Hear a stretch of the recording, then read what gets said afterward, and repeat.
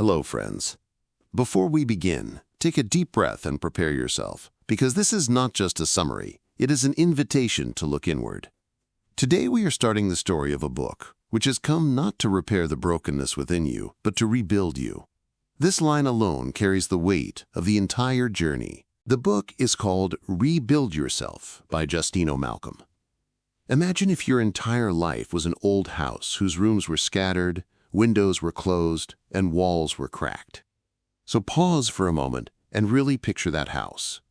So what will you do? Will you repair it or do a complete rebuild?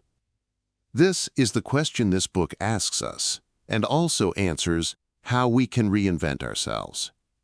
Brick by brick, choice by choice, emotion by emotion. If there has ever been a time in your life when you felt lost, when everything seems meaningless, when you have distanced yourself from yourself, then this book is just for you.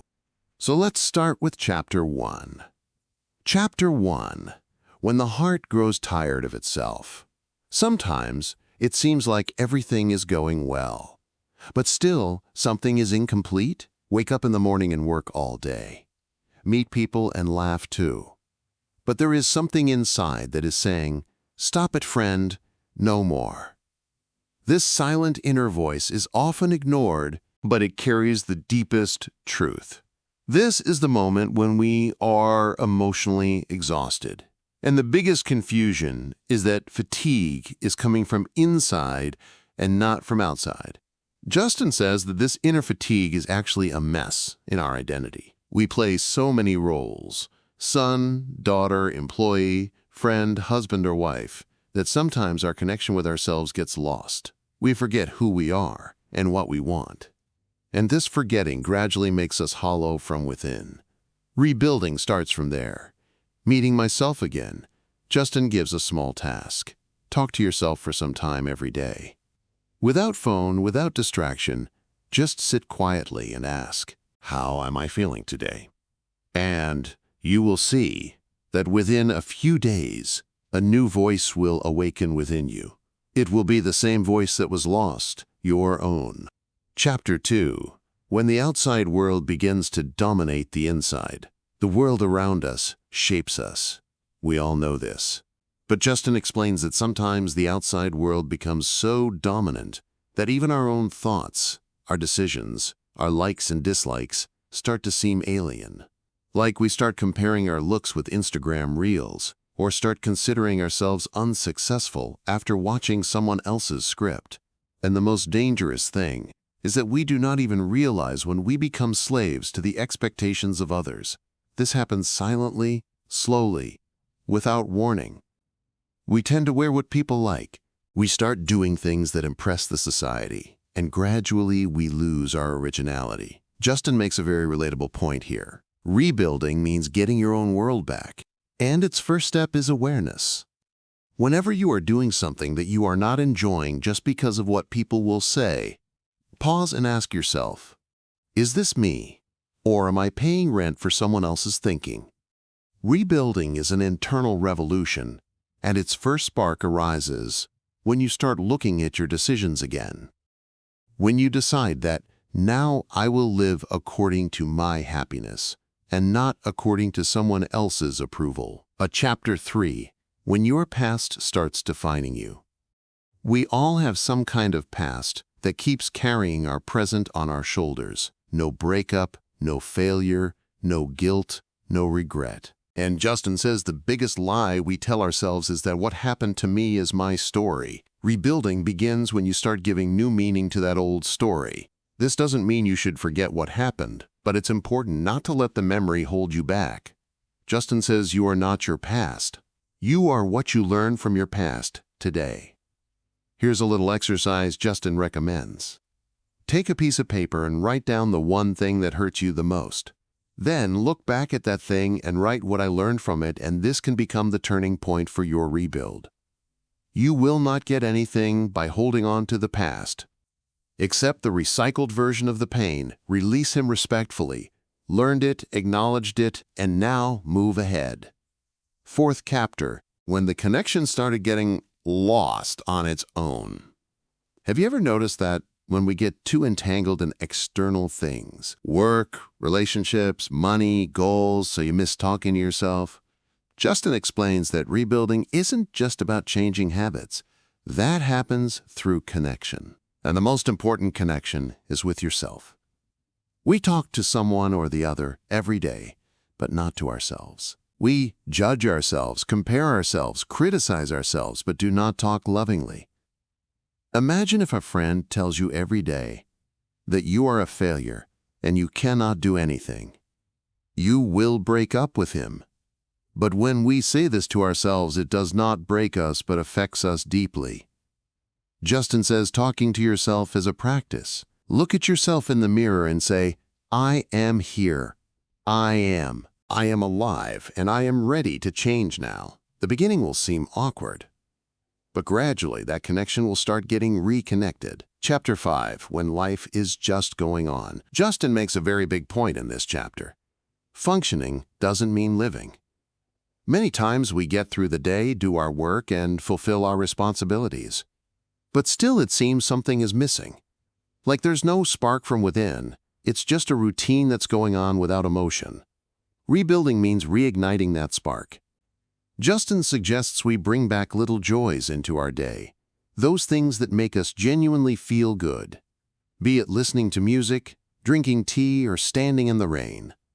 Those moments which we have forgotten in our busy life.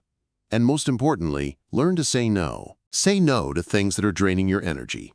Saying yes too much, being available all the time, all these things slowly drain you, and a boring person cannot create anything new. That chapter touches when you start fearing yourself. This chapter is a bit uncomfortable but very important. Justin says that we all have a fear inside us, the fear of looking inside oneself. It may happen that we do not like what we see. Because of this fear, we remain entangled in superficial things. External grooming, people's praise, social validation. But to rebuild, you have to look within yourself.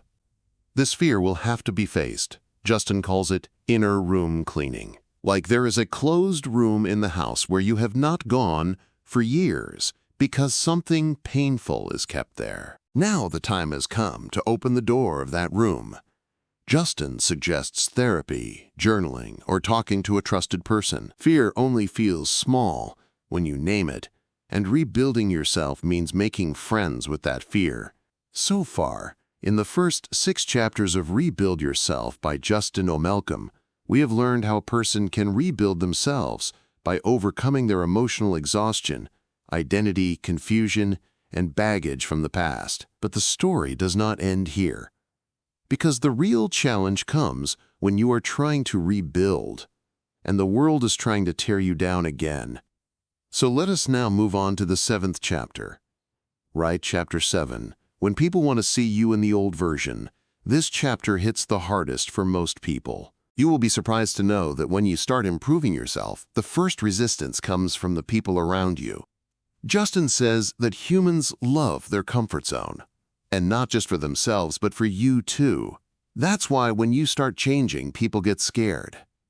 They find your new version alien.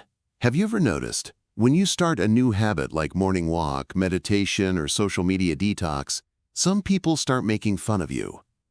They say you look changed, or you are not the same as before. Actually, they want to see you in the same old frame where you were before.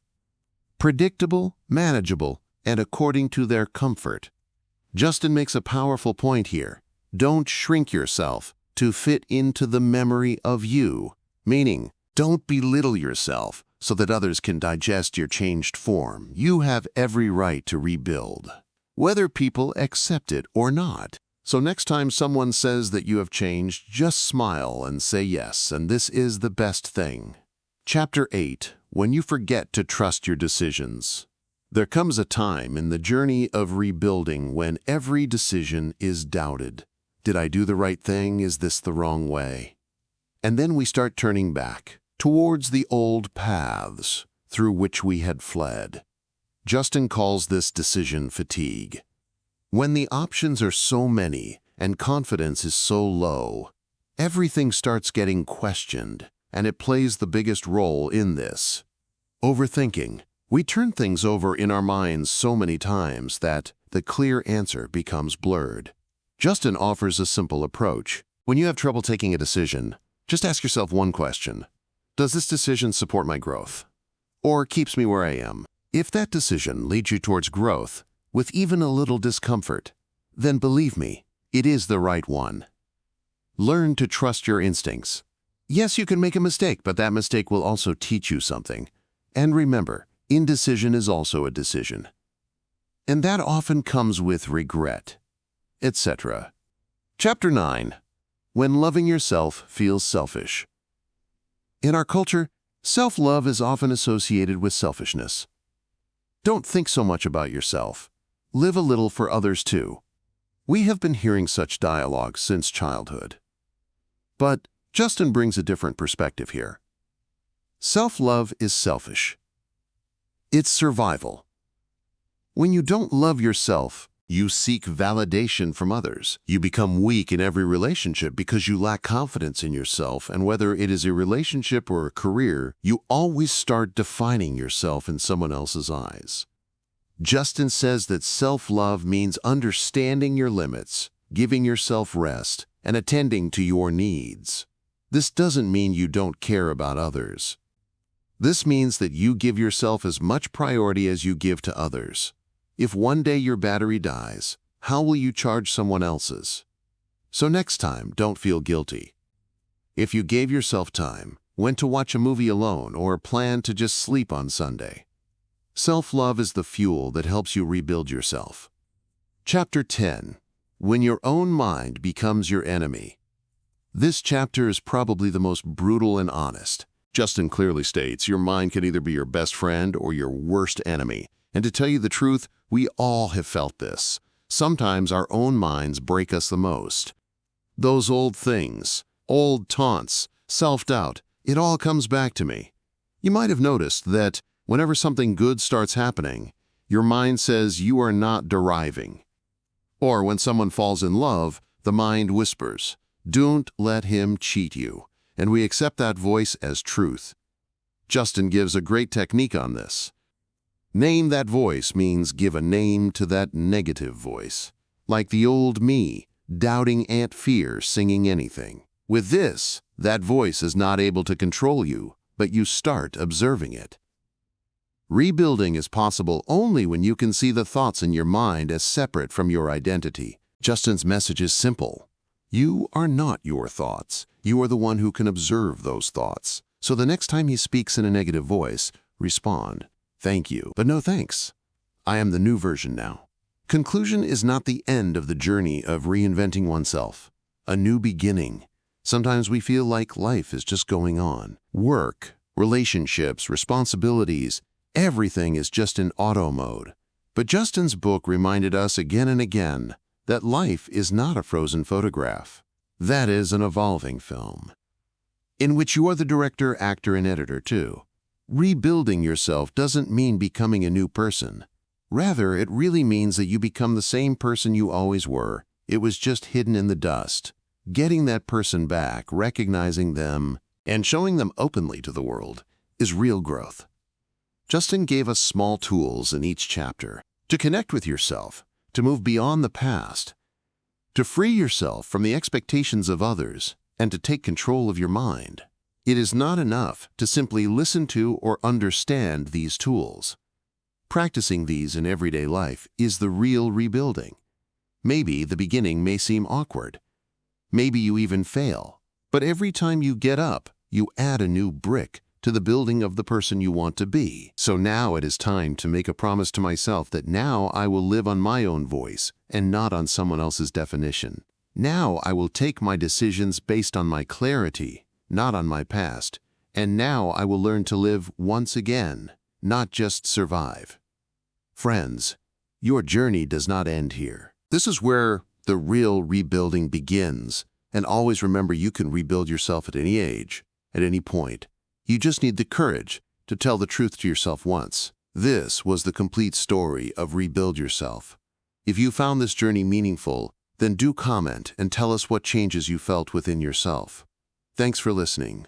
We will meet with a new book, in a new journey, right here